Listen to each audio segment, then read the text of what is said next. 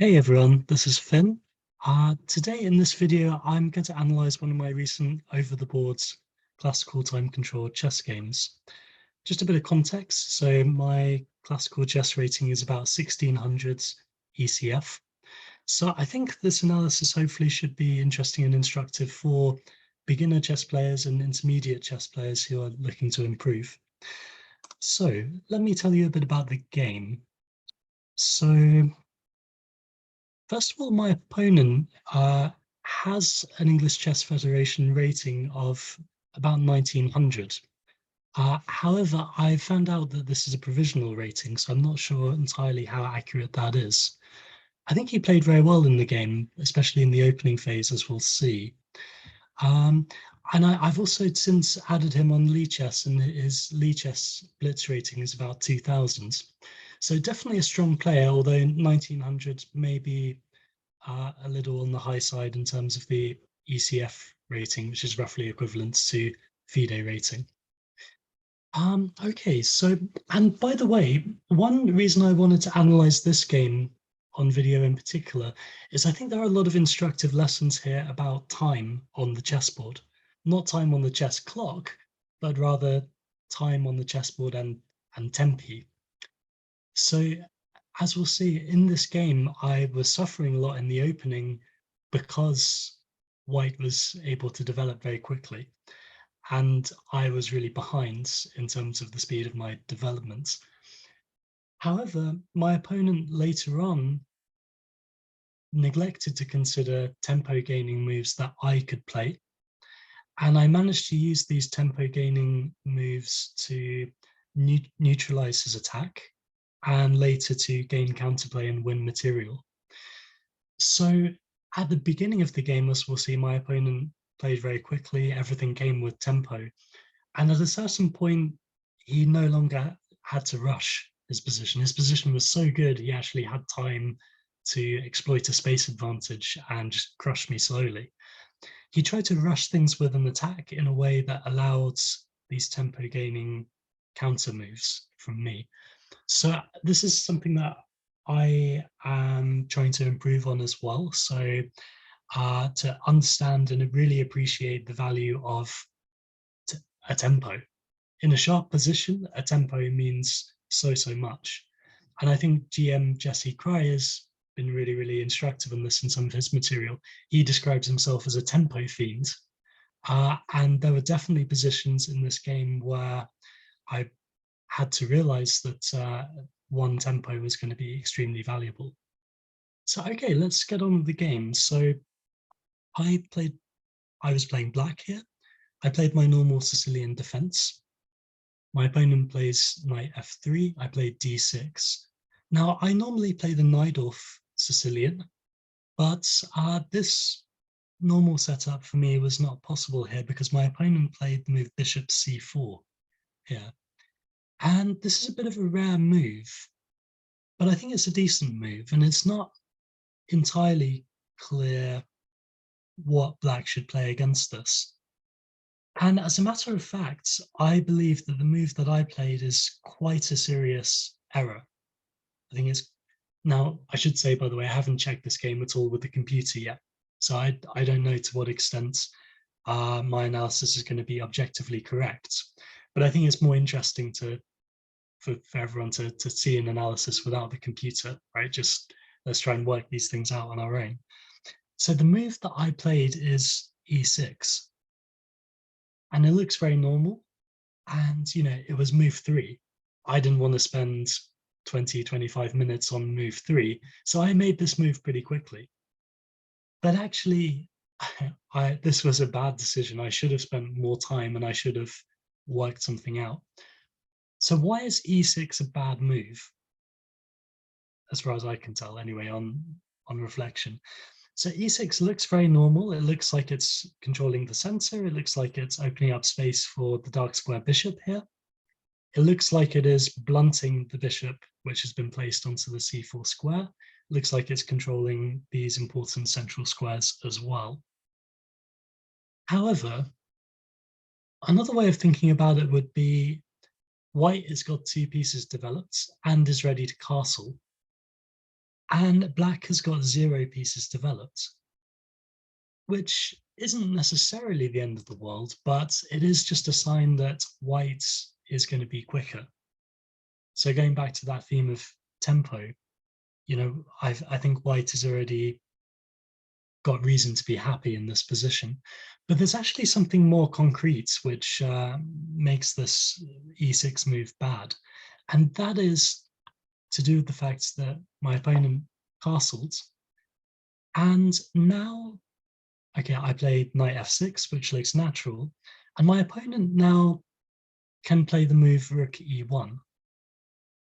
And again, just think about the number of pieces developed. We've got 3 pieces developed from white and a castled king already. So white is way ahead in development here. Black only has 1 piece developed.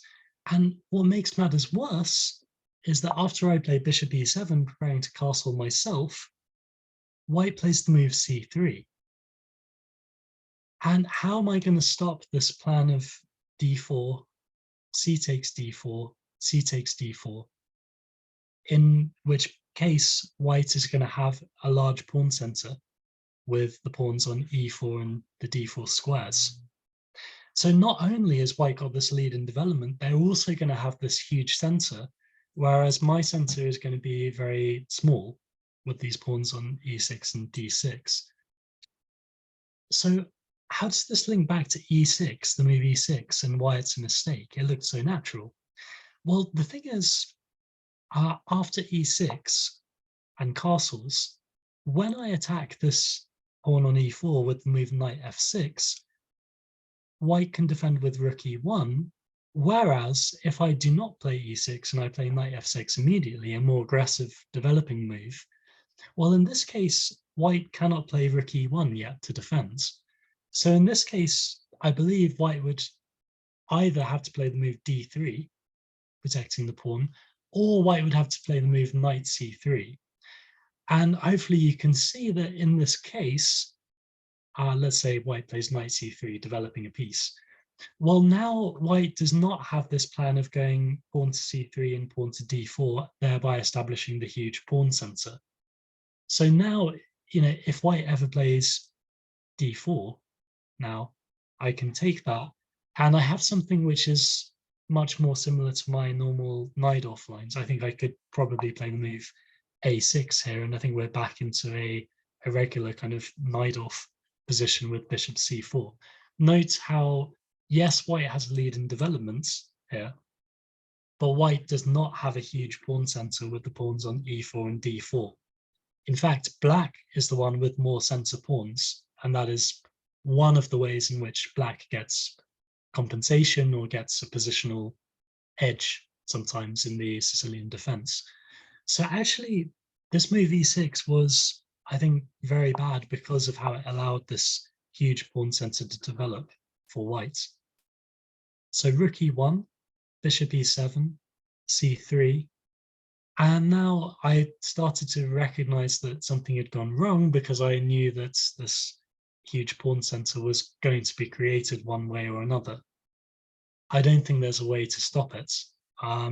So I think black just has to suffer now, as far as I can see. Okay, so I was thinking in this position, what do I do about the threat of d4? Because the combination of the lead in development and huge central control the white is going to get is really not pleasant to face. Now, my concern was, let's say I play a passive move, a very passive move like a6. Well, I believe in this case, white can play d4, takes, and the trouble is that white is very soon going to be able to play this break with e5. And this knight here is going to be very, very short on squares. Okay, right now the d7 square is free, but actually these queenside pieces badly need the d7 square to be able to get into the game. And the d5 square is not really free because, let's say I castle, white goes e5. this pawn structure looks terrible for black. So this threat of e5 is really rather unpleasant, I believe, after c3. So I felt I had to do something quickly. And I also wanted to make sure that I'm going to catch up on development. The move I chose was knight bd7, which I'm not sure is the best. The openings book says that castling is okay here. But I must admit, I don't particularly understand why, because after d4 takes, it seems to me that white is quite a lot better, and I'm still really, really lagging in development and central control here. So this seemed like it would be an unpleasant position to face. I think white is threatening to play e5 now. So maybe knight bd7 and we'd get something fairly similar to what happened in the game. But I think white is definitely better. So why did I play knight bd7? Well, the idea was that after d4, c takes d4, c takes d4, I thought, for one thing, there might be possibilities of playing knight b6, gaining a tempo on this bishop on c4, which is loose at the moment. However, I did evaluate this, and I'm not sure this is a great position for black either. So I think white should drop the bishop back. And this knight on b6 is it's not actually very good. The c4 square is covered here, so there's no possibility anytime soon of playing knight c4. And also now it's going to be very, very hard for me to advance my queenside pawns. The best way of developing this bishop here is to try to get it on b7, usually. And now this knight is kind of interfering with that plan. Also, I believe one major problem here is the fact that white is still threatening move e5, and I think this knight on b6 is just a bit misplaced. I would actually rather that it was offering support to the e5 square, trying to clamp down on that break from white. So I wanted to have the option of knight b6, and that is one reason I played knight bd7. But on reflection, knight b6 was not really a great idea. What the move does do, which is somewhat useful, is it does help control the e5 square. So it's to some extent clamping down on the c5 break. Now my next move, queen to c7, is also designed to clamp down on white's e5 break, to try, insofar as I can, to keep this knight on f6, and not just run out of space for my pieces. Now, there's a problem, though, with this move, queen c7. It's not a tactical problem, but it's a positional problem. And it all actually comes back to this theme of tempo that I was discussing earlier. And as many of us know, if your queen can be harassed in the opening, it can mean that you lose a lot of tempi, a lot of time, and it interferes with your development, interferes with your king safety, and you end up in a bad position. So you might want to pause the video here and just consider what is the best plan for white here. How do you want to develop your pieces in a way that's going to be, nice and quick, and pressuring black into making slow moves and wasting time? So you might just want to pause the video here and think about the best plan for white in this position. Okay, so hopefully you realized that white has a couple of moves available, developing moves now, which are going to put quite a lot of pressure on the queen. One of which is knight to c3, which is a good developing move anyway, but that move actually threatens knight b5, which is going to gain a tempo on this queen on c7. So it became apparent to me that I was probably going to have to spend a whole tempo on the move a6. Not a move that I want to play when, I'm not castled yet, my development is terrible, I have no space, white has better central control. So already this idea of knight c3 is unpleasant. But in addition to that, this bishop can come to f4, where it's pressuring d6 and indirectly pressuring the queen on c7. And perhaps most crucially of all, notice how the c file is completely open. And so the crucial long-term positional plan here is for white to put this rook on c1 and just exploit that gaze of the rook against the black queen here. So this is not a happy position at all for black, and I was feeling like it was going to be a very, very hard defensive task to hold on. Now, okay, at least the move queen c7 comes with one tempo against the bishop.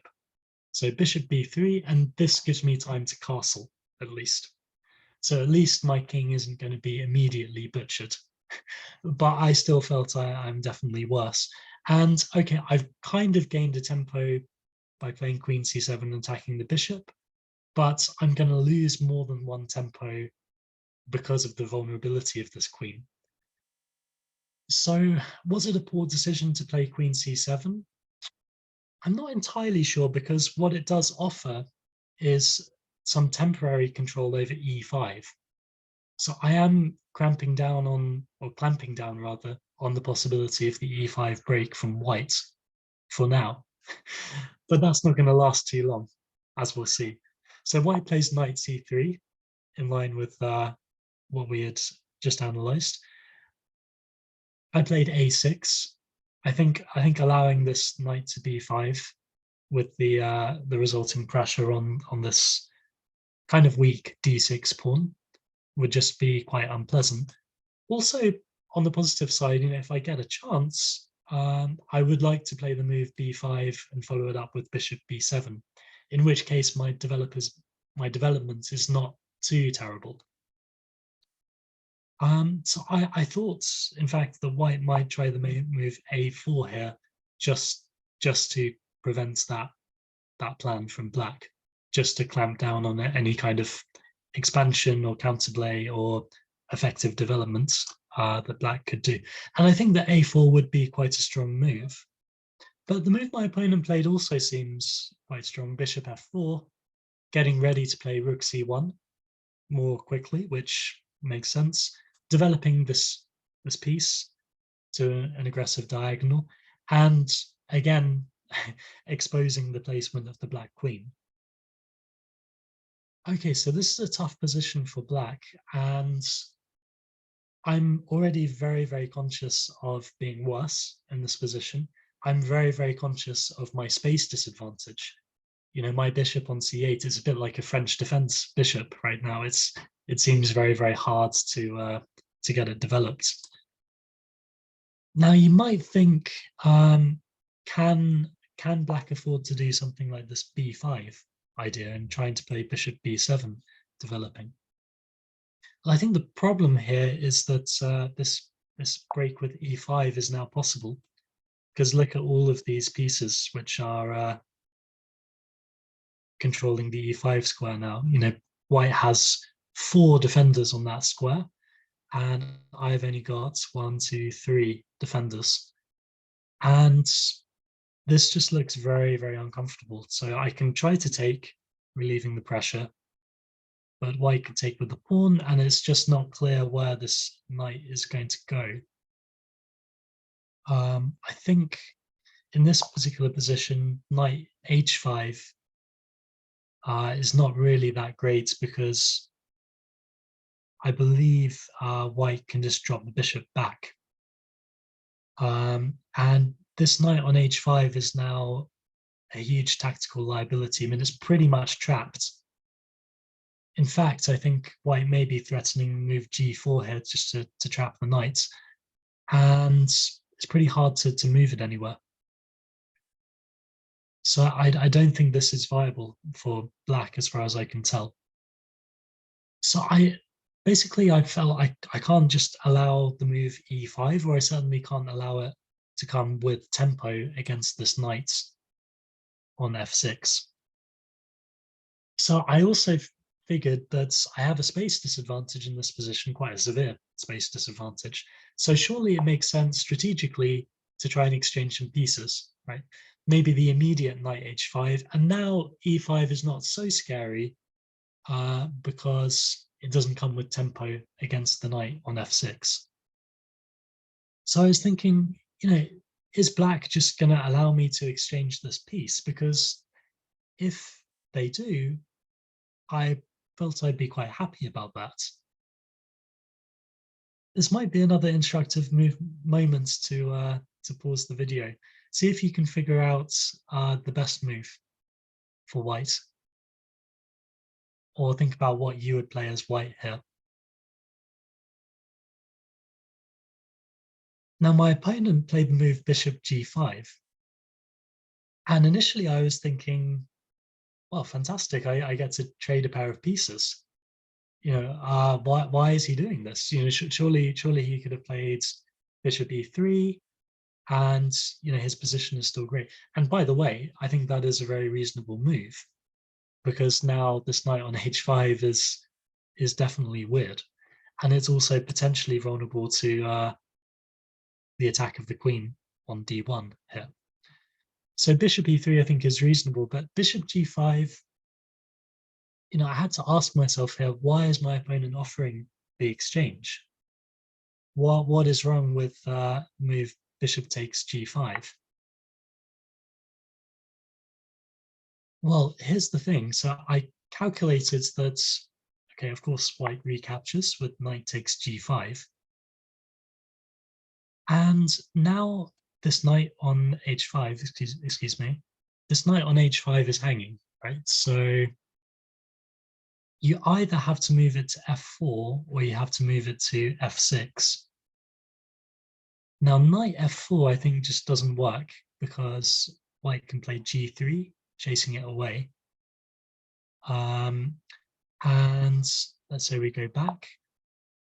So here white has got a very strong aggressive idea, I think, which is the idea of playing bishop takes e6. It's actually quite a typical sacrifice in a lot of Sicilian opening positions. And the idea is that if I take, white has got this fork now. So let's say, for the sake of argument, queen b6. And this position seems very, very dubious to me. I do have two pieces for the rook, but white has an extra pawn, and also black's king is looking very, very exposed. Another relevant factor is the pawn structure, and this pawn on d6 is super weak. So I think this is one of the ideas that my opponent had in mind when he played the move bishop g5. There's actually another line here. So what if bishop takes g5, knight takes g5, knight f6? Well, a similar idea applies. So bishop takes e6, I believe, is very strong. If I take, then we've got the fork again. Let's say queen b6, knight takes, and something recaptures on f8. Maybe not the king in this case. So yeah, potentially knight takes f8. And again, how do we evaluate the position? I mean, it's not completely terrible for black. You do have two minor pieces for a rook, but again, the black king seems weak, the d6 pawn seems weak, white center is still very good. I was not enthused about the idea of playing this position. I'd be interested to know what you think about these kind of positions, though, with the two pieces for the rook. Maybe this is more tenable than I judged at the time. In any case, I think that was white's intention in the scenario where I chose to swap off these bishops. So I wanted to avoid that. So I just brought the knight back to f6. And I thought, okay, this shouldn't be too bad. I mean, black's position still seems to be worse, but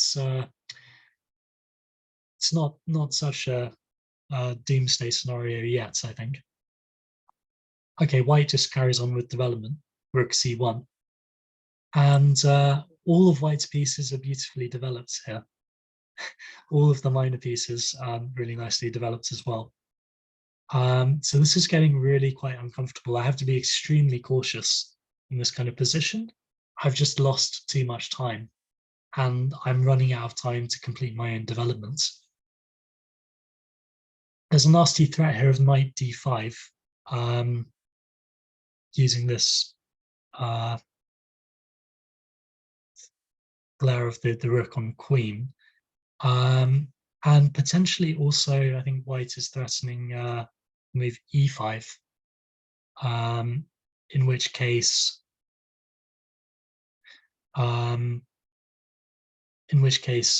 fact that this bishop on e7 is loose, I think is going to become problematic. So I haven't looked too deeply into exactly what goes wrong if black keeps the queen on the c file. It just seemed intuitively not a good idea to keep the queen on the c file here. And let's just give black a nothing move. Let's say knight d5, queen d8. I think white can take this bishop, then play e5. And you can see this pin is just horrendous here. So takes, and I think white is doing very well. Maybe there's h6. No, h6 I don't think will work because white can take, and it's with tempo on the queen here. So yeah, I'm pretty sure this is lost for black, this position. Okay, so the threat of knight d5 is actually very, very significant. So I play queen d8 here, and it just reinforces the bishop on e7 and gets out of the way, excuse me, of any discoveries. White plays e5 anyway, which makes sense, just kicking this knight away from the f6 square.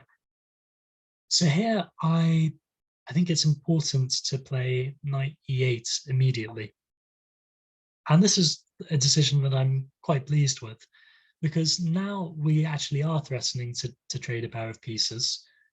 And also we're just making sure that the d6 pawn is going to have sufficient protection. In fact, if we can bring that knight to the d6 square, black's position starts to look, I think, a lot more solid. So I think a mistake here would be to instinctively lash out and take. But in this case, now where does this knight go? You probably have to go to e8, but now you can see the pawn on e5 is doing a very good job of just cramping this knight on e8. So it's going to be very, very hard for the knight to kind of come away and open up space for black's other pieces like this rook to actually get into the game. So I think knight e8 was a necessary defensive move here. And now an instructive mistake, just because of the space advantage white has got. And you can see how awfully cramped my position as black here is, right? It's going to be hard for black to find a move, let alone a plan. So I believe more correct would have been something like bishop e3 here. And I think white can just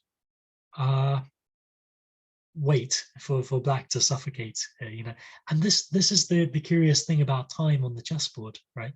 So if just a few moves ago, white was playing everything very quickly, attacking, developing fast, creating all these threats, putting pressure on black, but now they've got this big advantage. I think they can afford to simply wait and take their time, and they're in no hurry to attack here. They've got a long-term durable advantage. because what is black doing? It's going to be so hard to find an active plan. My opponent, I'm not really sure why, he played bishop takes e7, and now my space advantage, pardon me, my space disadvantage is not as problematic. I mean, it's still bad. I have no doubt that white is better here, but it's not so terrible. I was starting to be a little bit optimistic that I might be able to defend this. Whereas I think after bishop e3, I mean, I don't even know what black can play here. I suppose maybe b5, trying to get this bishop developed, but it doesn't look that inspiring for black. Okay, so we have bishop takes c7, queen takes c7, and then this curious move d5. Now I can understand why white played this, and I think the main idea is that white wants to open up the center, essentially, by creating this pawn tension. They want to try and open up the center and use this superior development that they've got to try to gain some kind of attack, or at least to maintain a positional edge. And by the way, this move does carry quite a serious threat of d takes e6. So, for example, let's say I played the move d takes e5, which was the first thing I considered. Well, I think in this case, d takes e6 is going to be a problem.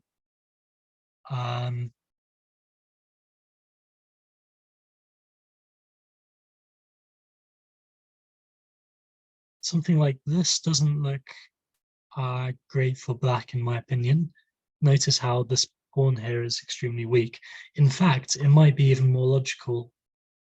Well, white wants to use this e-file pressure to try and victimize this pawn here. And the trouble is, if that pawn ever drops, then my king safety is kind of shattered as well at the same time. So I think this is a fairly serious threat. This move d takes e6. So I don't think it's that smart an idea to kind of help white in opening up the center here. Also, the move e takes d5 I think is even worse, because this allows knight takes d5, gaining a tempo against the queen. It's not obvious where the queen should actually go either. So I mean, say something like queen d8. I mean, this just looks like a fantastic position for white. I wonder what the exact punishment would be, though.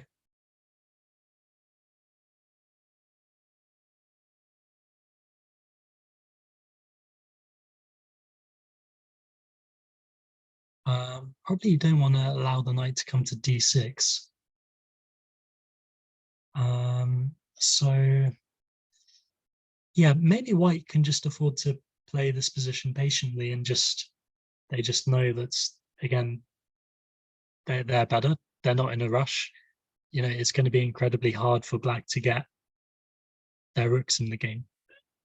So and of course the knight on d5 here is just incredibly strong.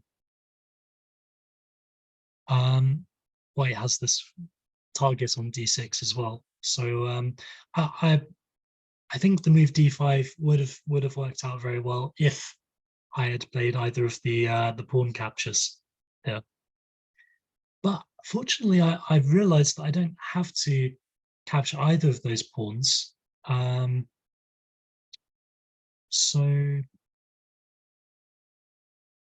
just wonder if there's one more line here. So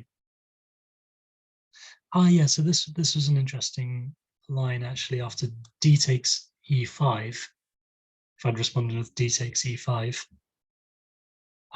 there's d takes e6, and you could try knight c5, trying to recapture this pawn and maybe capture this annoying bishop. But then white has a nice response with e takes f7, which comes with check, of course. And when the king moves out of the way, there's this nice idea of rook takes e5 now, just gaining tempo on the queen here, and also attacking the knight on c5. And if you try and hang on to the knight, it doesn't work. You lose the piece in the end with this tactic. So I thought that was quite a nice tactical line there. Okay, so d takes e5, is not really viable. But I spotted this knight c5 move, and now it's not so clear why black's position would be immediately collapsing. Now e6 is nice and protected, and I would love to get rid of this very nasty bishop on b3. So white responds in his very sensible way. He preserves the bishop, and notice how the bishop is now pointing at my rather exposed kingside. So again, now we're getting into a sharp position, and now tempos are going to start mattering big time. If we give white time here, he's going to play the move b4 and just push this knight on c5 back. This is black's only active piece, and if I allow him to just push it back to d7, where's this bishop going to go? My knight is still terrible. My rooks are nowhere to be seen. Yeah, this would be surely strategically lost for black. So I have to do something active. And now I figured, well, okay, d takes e5 is not so bad anymore because there's much less pressure on e6. So this d takes e6 threat is not so concerning to me. And also, when white recaptures, now when I bring the knight back to d7, in the event of b4, for instance, now I'm going to be able to, well, at least threaten a piece exchange. And if I can exchange off all the pieces, then hopefully I'm not going to be crushed and checkmated. Hopefully it will solve my congestion problems here, enable me to get the rooks into the game. So now d takes e5 seemed like a better idea. White played a bit of a surprising move here. He played rook takes e5. And I actually don't think this was correct. Now, if it is incorrect, I think the reason for it is, again, to do with time. Because we know that I was probably going to have to bring this knight back to d7 anyway, because of this threat of pawn b4. But now when the knight comes back to d7, I'm not just threatening an exchange of pieces, I'm threatening to win an exchange. So this rook is going to have to move again. And so if I can gain some tempi by attacking this rook, that might allow me to unravel here. So that is why I believe the move knight takes e5 here would have been more effective. And now it's not even clear whether white minds about this exchange of pieces. But if they do want to keep the tension and just maintain the space advantage, then they can do so with a move like knight f3 here. And notice this horrendous pin. So this looks like a very unpleasant position. I have to do something about e6 coming under attack. I mean, maybe play knight b6. Maybe white doesn't want to capture here because it does kind of develop my bishop for free. So this is actually interesting. It's not necessarily going to be an easy win for white, but there are these ideas of queen d3, for instance, which is similar to what happened in the game. And if I go knight f6, then this pawn becomes a passer. And this looks on the unpleasant side. Maybe there's g6. This is now getting similar to what happened in the game, by the way. But now maybe opening up the center will be in white's favor. But I'm not entirely sure. It's not completely clear. This position doesn't actually look too terrible for black. So maybe even after knight takes e5, black is sort of just about surviving somehow. But okay, we have rook takes e5. I play knight d7. I mean, I think b4 was coming anyway. So, and by the way, I didn't want to play the move a5 because I think this would weaken my queen side too much. And this d6 square is quite a sensitive spot in black's position. So this didn't seem desirable at all. Okay, so knight d7, and my opponent plays a nice move, queen d3, of course, with the idea that if I take the rook, there's going to be checkmate on h7. And here you have to be very careful about how you defend this threat of checkmate on h7, because I think the move knight f6 actually would be an inaccuracy here. It's potentially quite a serious mistake, actually, because the thing is you're losing your tempo game against the rook, first of all.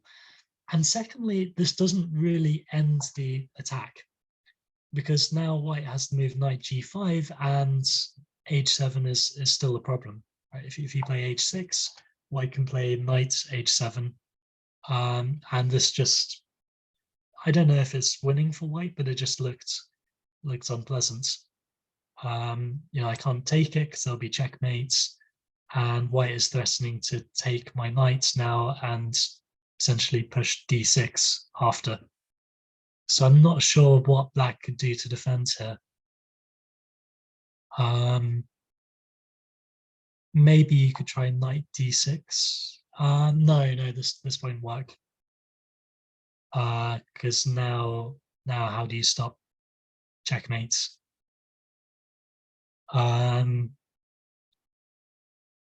mean, maybe you can play g6 now.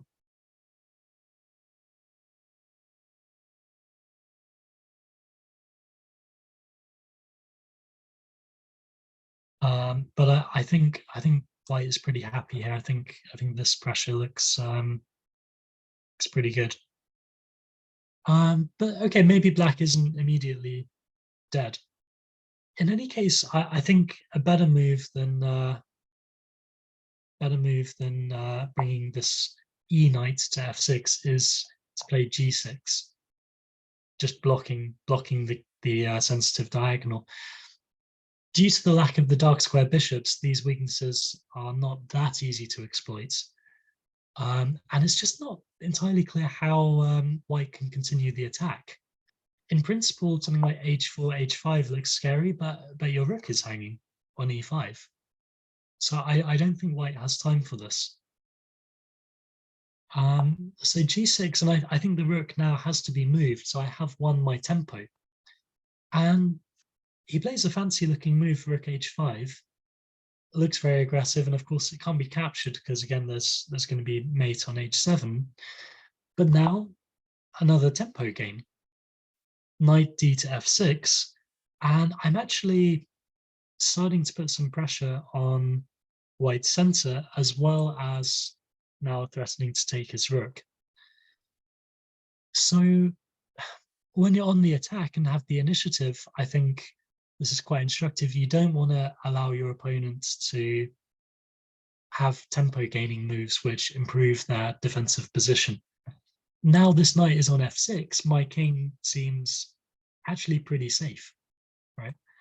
Plus my central control is improved. Plus I've created some space for another piece to come into the game, potentially, this bishop on c8. So I started to feel fairly happy and like I was holding on. He plays rook h4, which may not be the best, but it's not clear where else the rook can go. If you go rook g5, potentially I can kick it again with h6, but also it's simply just not ideal for the rook to be kind of loose. This knight on f3 would now be bound to defending the rook on g5 from any discoveries. So and then something like, well, if the rook goes back to e5, I think I'm happy to take a draw in this position, to be honest. The position's still not that great for black. So and then, by the way, if rook h3 was played, I don't think this works at all, because now I can take on d5 with a discovery against the rook. Okay, there might be rook e1 here, forcing my queen to move, but I don't really mind that. So I mean, maybe something like queen d6, and I think black is okay as far as I can tell. So rook h4, looks plausible. And now knight d6, and okay, this knight is now doing quite a nice blockading job, and I'm starting to unravel. I'm starting to solve my space problems. This rook is ready to come to d8, where it will be looking at white's queen and kind of pinning this pawn on d5. Another idea behind this knight d6 move is I'm potentially threatening another tempo gaining move with knight f5 now, actually attacking the rook again, asking the rook where it's going to go. Meanwhile, it's not really clear how white can continue attacking. So white plays rook e1, which I think makes sense, just developing the piece which was kind of passive on c1, and also introducing this pin against the e6 pawn. But rook d8, and I'm kind of creating my own pin now on the d pawn, because if the d pawn moves, there's going to be some annoying discoveries. Knight f5, and I'll be attacking the rook and the queen simultaneously.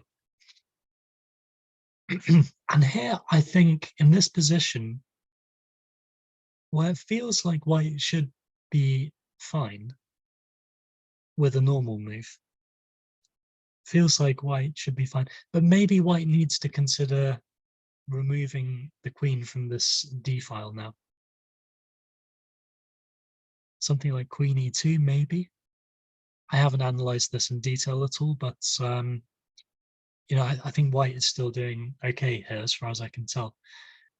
My opponent, I think, made the critical mistake in this position with the move knight g5. And it looks aggressive.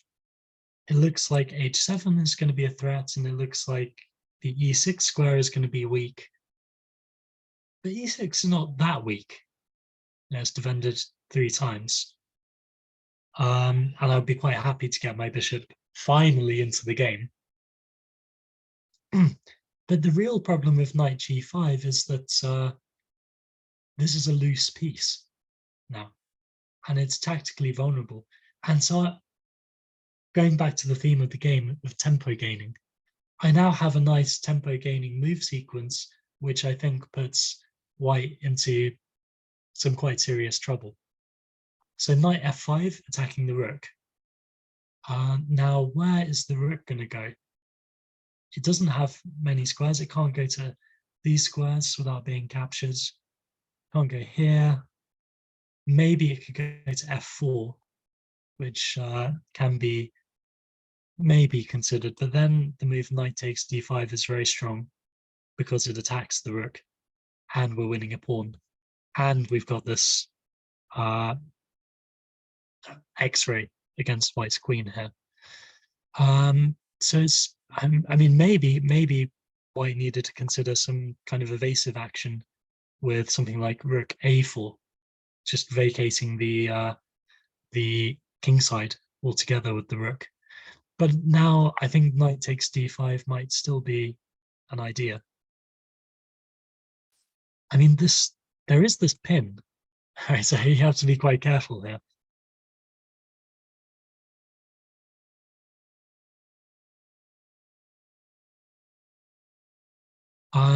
Black actually ends up, a pawn to the good.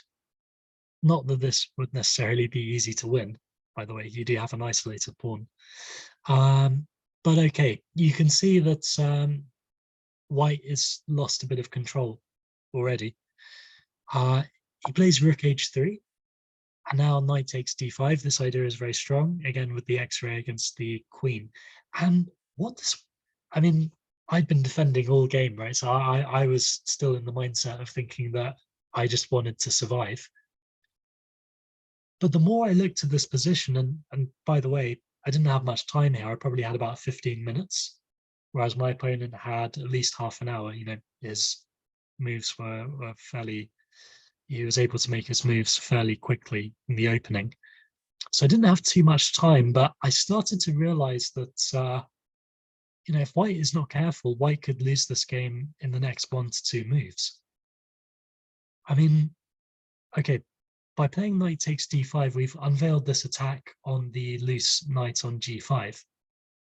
So what are you going to do about the knight on g5 is the question. Now, I mean, at the simplest level, you might think, well, can we just defend it with like the pawn, for example? But this just completely fails because of knight takes f4 and everything is hanging. And I think, white's completely lost that. If you try and defend the knight, let's say queen d2, then eventually I realized that there's the move. Oh, hang on.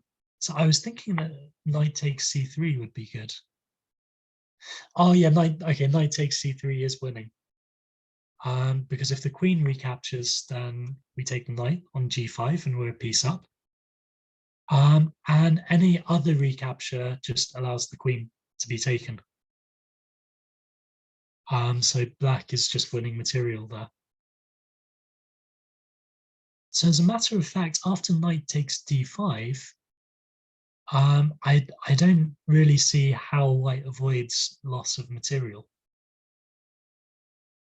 So maybe what my opponent did was the best try. He played knight takes h7, which I had seen was a possibility. But now I simply go knight f4, and I'm forking these two heavy pieces, and the knight on h7 is not actually threatening anything. So this position seems bad for white now. I felt I had very good winning chances, just winning material.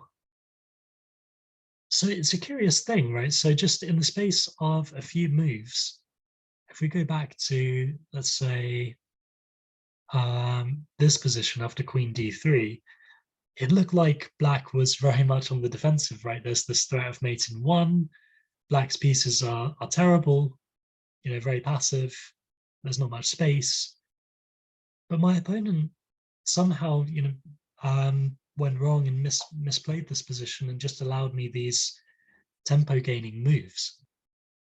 When you're on the defensive and when you're lacking space, you're desperately seeking these tempo gaining moves, which are going to give you time to unravel. If black doesn't have time to unravel in this position, black's game is strategically lost. But now with these attacks from the rook, I gain a lot of time and I gain a lot of space as well. So you can see here, like, suddenly these knights are really rather strong, and my rook on d8 is rather strong as well. So I thought this was an instructive example of how sometimes you only need a few moves, a few good tempo gaining moves to change a defensive position into a perfectly good, healthy position where you're even on the attack. Okay, so he goes queen f3. I take the rook, queen takes h3, and okay, my king might be a little bit unsafe if the queens remain on the board. So I played queen h4 here. I was expecting the simple recapture like this. And it just looked like we were going into an endgame where white is the exchange down, but at least this knight can kind of escape. So this is what I had calculated before I played queen takes. Sorry, before I played queen h4. My opponent chucked in this bishop takes f5, which I must admit I had kind of missed. But fortunately for me, it doesn't really change anything. It doesn't really change the nature of the position because I just trade the queens now.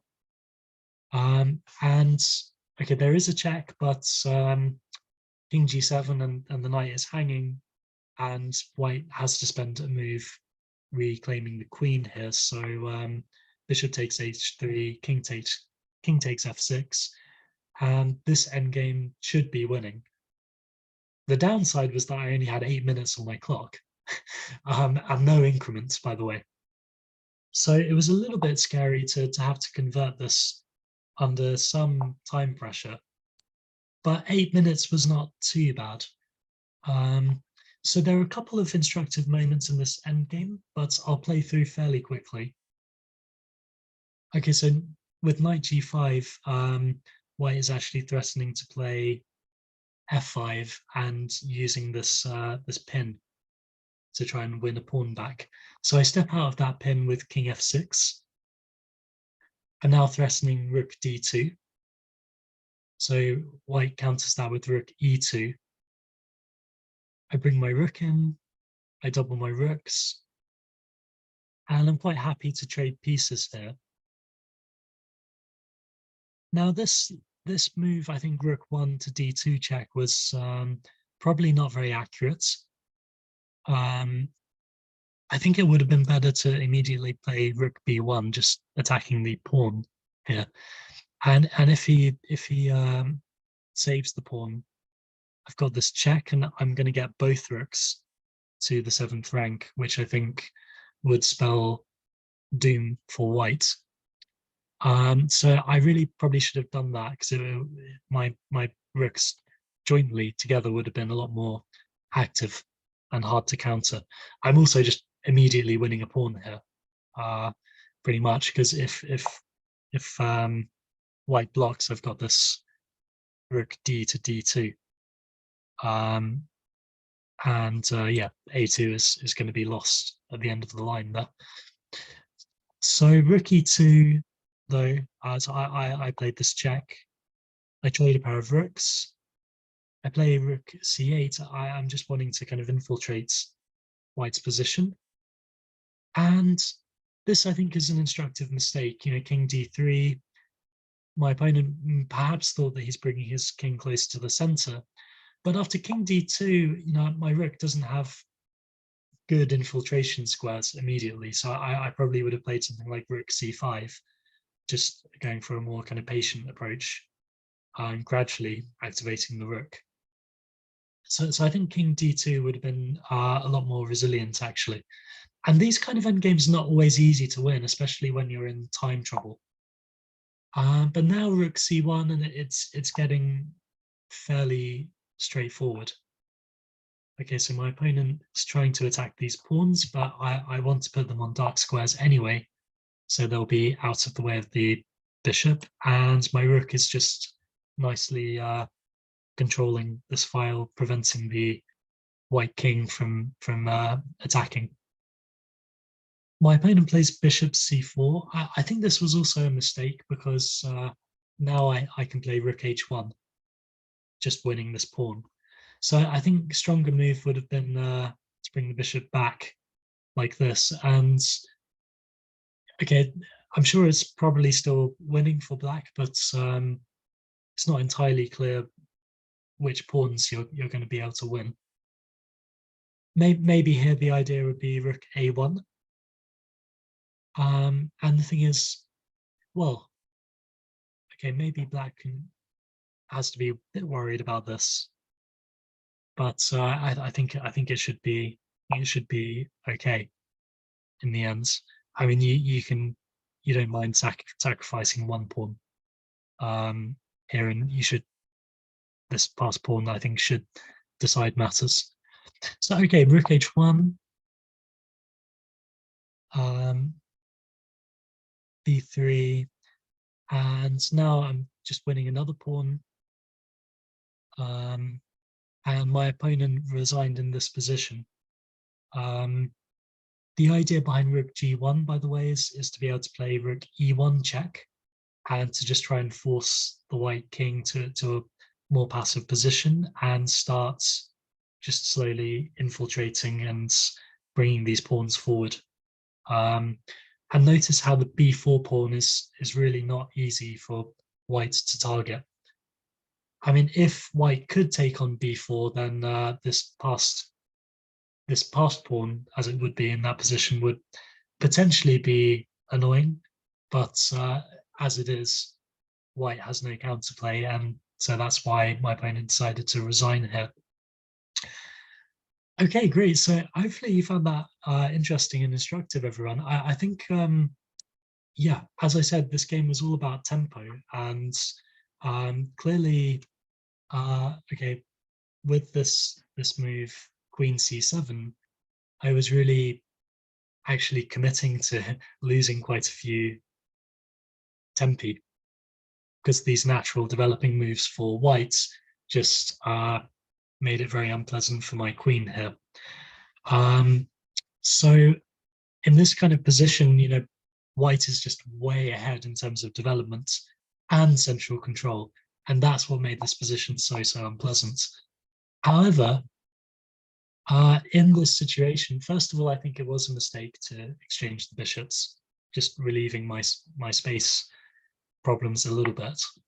And secondly, this rook takes e5, I think, was maybe not the best idea because it's allowing my knights to get into the game with some tempo now.